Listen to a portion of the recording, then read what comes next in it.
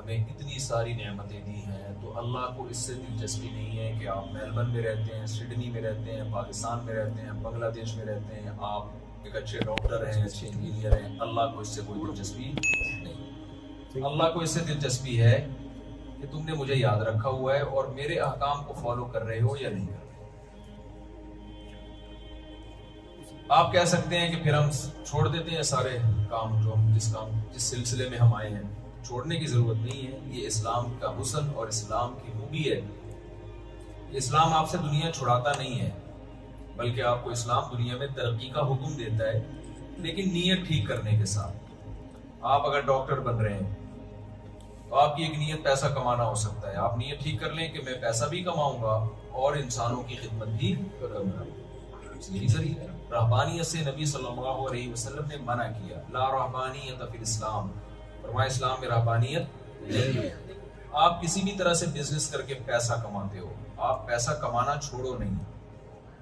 نبی صلی اللہ علیہ وسلم نے فرمایا ایماندار تاجر قیامت کے دن پیغمبروں کے ساتھ ہوگا۔ المؤمن القوی احب الی اللہ من المؤمن الضعیف، طاقتور مومن اللہ کو کمزور سے زیادہ محبوب ہے۔ اس میں جسمانی طاقت بھی ہے، اس میں سائنس اور ٹیکنالوجی کی طاقت بھی ہے، اس میں اکنامکلی مضبوط ہونے کی طاقت بھی ہے۔ آج اگر ہمارا کنٹری پاکستان پاورفل ہوتا تو ہم لوگوں کی آنکھوں میں آنکھیں ڈال کے بات کر رہے ہوتے۔ اکثر مجھے ایک حدیث یاد آتی ہے، نبی صلی اللہ علیہ وسلم کے پاس ایک صحابی آئے کچھ مانگنے کے لیے، آپ نے ان کو حکم دیا کہ جاؤ کلہاڑی لے کے جنگل سے لکڑیاں کاٹو۔ تو انہوں نے کلہاڑی لے کے جنگل سے لکڑیاں کاٹ کے بیچنا شروع کیا، تو بہت سارا پیسہ کما لیا انہوں نے۔ تو ہمارے نبی کو ایک امتی کا بھیک مانگنا پسند نہیں تھا، آپ نے ان کو اس طرح سے پیسے کمانے کی ترغیب دی۔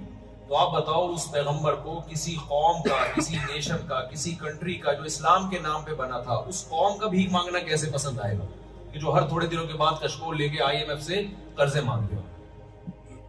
تو ہم جس دلدل میں دھستے چلے جا رہے ہیں، وہ تعلیم میں بھی پیچھے، بزنس میں بھی ہم پیچھے، تو ہمیں ان دونوں چیزوں میں آگے نکلنا ہے۔ یہ ہمارے مذہب کا حکم ہے، لیکن اللہ کے قانون کو فالو کرتے ہوئے۔ آپ تجارت کر سکتے ہیں، شراب کا بزنس نہیں کر سکتے۔ آپ بزنس کر سکتے ہیں، آپ جھوٹ نہیں بول سکتے اس بزنس میں، آپ سودی لین دین نہیں کر سکتے، آپ جوا اور سٹے کا بزنس نہیں کر سکتے۔ آج کل بلاک چین کے نام سے بڑا بزنس ہو رہا ہے، سب اس میں لگے ہوئے ہیں۔ شریعت میں جائز نہیں ہے بزنس، اسلام نے آپ کو ضابطے دیے کہ یہ حلال ہے یہ حرام ہے۔ کوئی چیز مارکیٹ میں بیچنی ہے سیدھا قیمت لگاؤ۔ یہ کیا کہ 5 آدمی نے خرید لیا تو ان کا پیسہ بھی ملے گا، وہ 5 آگے 5 کو پہنا دیں گے، وہ پہنائیں گے، وہ بیچیں گے تھوڑی۔ وہ اسی لالچ میں خریدے گا کہ میں آگے 5 کو پہنا، وہ پہنائے کہ پیسے، یہ تو غلط